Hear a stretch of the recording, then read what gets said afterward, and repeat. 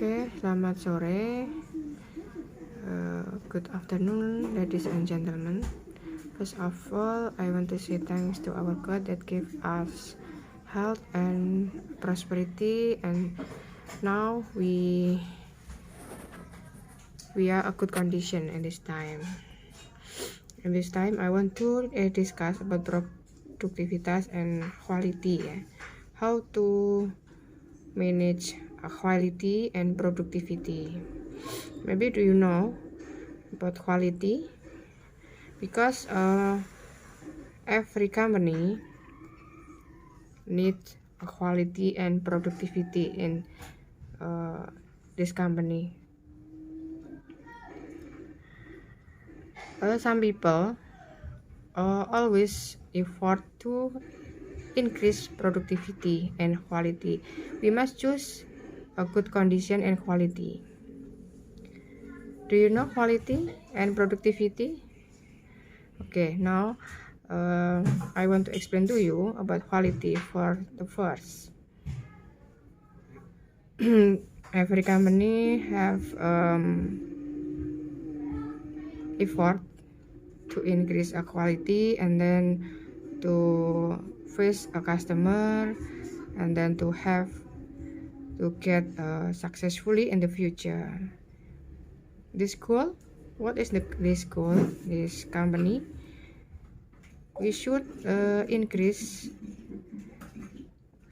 about profitability, and then quality and productivity. Oke. Jadi kalian harus tahu dulu apa itu kualitas dari produk ya. Jadi setiap perusahaan itu pasti dia akan yang namanya memilih bahan baku yang berkualitas, kemudian memiliki keunggulan kompetitif, harganya murah tapi berkualitas. Tapi saat ini kita memang harus bisa melihat pasar ya, harus bisa melihat peluang-peluang yang ada. Kita harus bisa mempunyai relasi, mempunyai supplier yang mereka menyediakan barang-barang yang berkualitas tapi juga harganya murah, seperti itu. Kemudian produktivitas itu adalah ukuran kinerja ekonomi yang membandingkan seberapa banyak yang dapat diproduksi oleh suatu sistem dengan sumber daya yang dibutuhkan untuk memproduksinya. Bagaimanakah hubungan antara produktivitas dengan kuantitas dan juga kualitas yang kita produksi? Seperti itu ya. Apabila kita sudah memiliki suatu produk dan produk itu sudah bisa diterima oleh konsumen, pasti apapun yang kita buat pasti akan meningkat permintaannya. Tidak ditawarkan pun itu permintaan akan selalu tinggi, seperti itu. Seperti contohnya apa misalnya?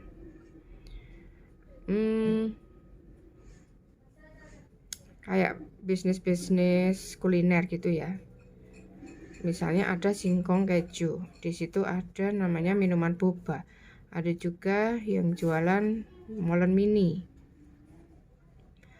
Nah, kalau itu sudah bisa diterima oleh customer, bisa diterima oleh pelanggan kita, dan kualitasnya juga sudah tidak diragukan lagi, apalagi itu sudah kerjasama dengan GrabFood, Gojek, atau GoFood ya, Maxim dan sebagainya. Itu biasanya kan rating-rating yang tertinggi mesti akan di situ ada rating yang tertinggi, mana yang paling laris itu ya. Seperti roti bakar misalnya. Banyak sih sebenarnya roti bakar di sekitar rumah saya, misalnya di sekitar Manan sini, di Jalan Adi Sucipto ada, kemudian di Jalan KS Tubun juga ada, di Jalan MH Tamrin juga ada. Cuman rasanya yang akan berbeda, kualitas dan juga produktivitasnya juga akan berbeda. Maka dari itu kita harus bisa mempertahankan kualitas. Kalau nggak bisa, ya udah akhirnya akan kalah dengan produk yang lain. Seperti Bonder ya. Bonder itu sudah beberapa tahun yang lalu itu memiliki customer yang banyak, kemudian volume penjualannya juga tinggi, tapi lama-lama akan tergantikan oleh toko roti yang lain. Seperti roti kecil itu juga pernah membuat produk yang basi gitu ya. Dia menerima supplier yang tidak dicek dulu kualitasnya, akhirnya ada arem-arem yang basi dan sebagainya. Akhirnya apa? Volume penjualannya menurun. Memang untuk mempertahankan kualitas, untuk meningkatkan kualitas itu memang butuh perjuangan yang enggak mudah seperti itu. Yang namanya revolusi kualitas seperti itu. Tapi kalau kita lihat itu adalah roti Dika ya, Dika Bakery itu sejak dulu sampai sekarang walaupun memang harganya tinggi itu masih bisa diterima oleh customer. Pada acara-acara tertentu itu pasti Dika Bakery masih bisa diterima oleh pelanggan ya. Nah, bagaimana mengukur produktivitas itu bisa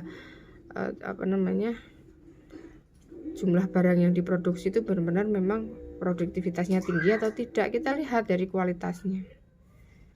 Nah, pengembangan bisnis yang paling mendalam dalam sejarah perdagangan modern itu namanya revolusi kualitas ya. Mengelola, nah ini mengelola ini memang tidak mudah, dari mulai perencanaan sampai menata, mengarahkan, sampai itu implementasi dari kualitas itu sendiri sampai pada kontrol. Fungsi controlling is very important ya. Maybe you know about uncontrolled product. This is not a quality control in this company. I think so. Every company don't have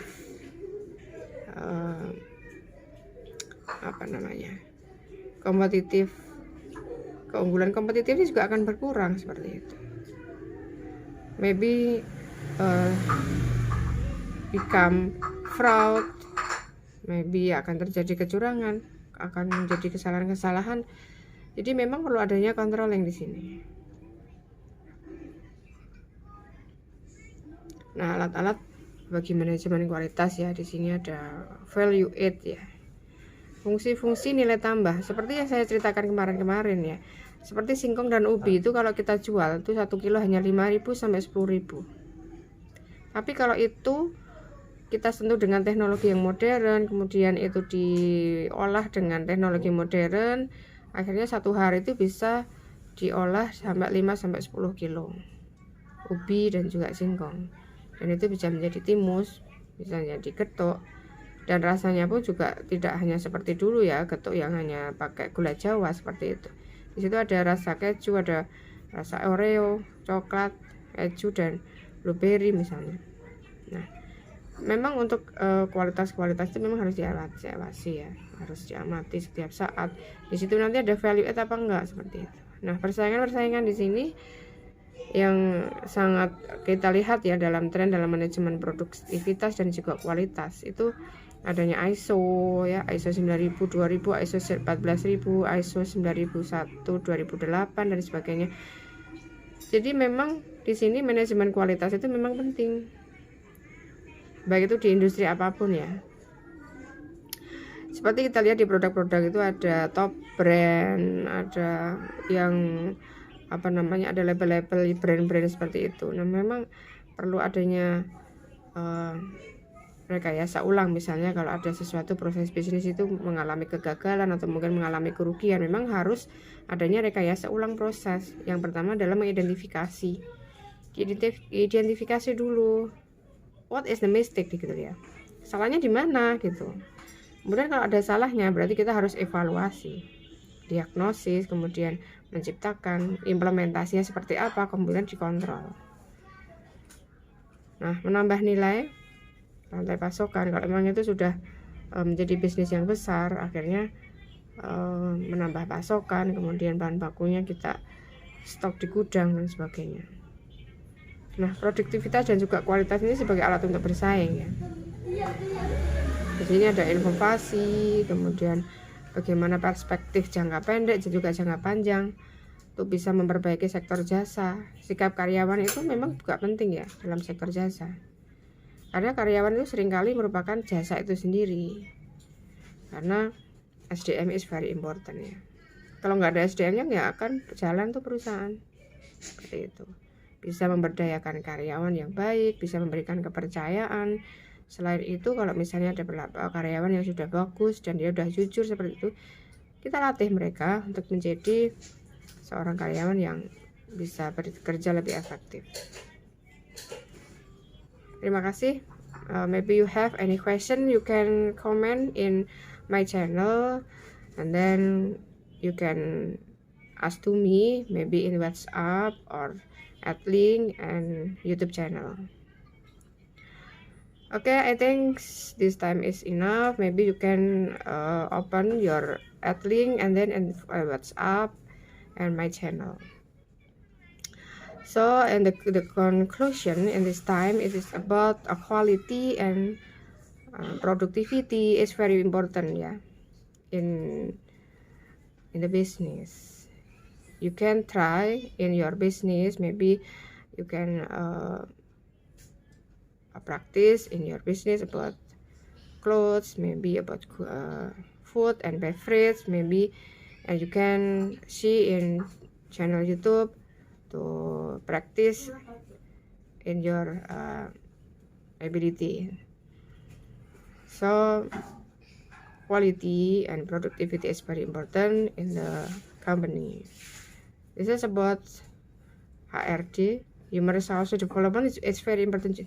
So, and then we can practice our employee to get successfully and then profitability in the next time. Okay, thank you very much for your coming in this room, and then you can see in my channel, and thank you very much. See you next week. Assalamualaikum warahmatullahi wabarakatuh.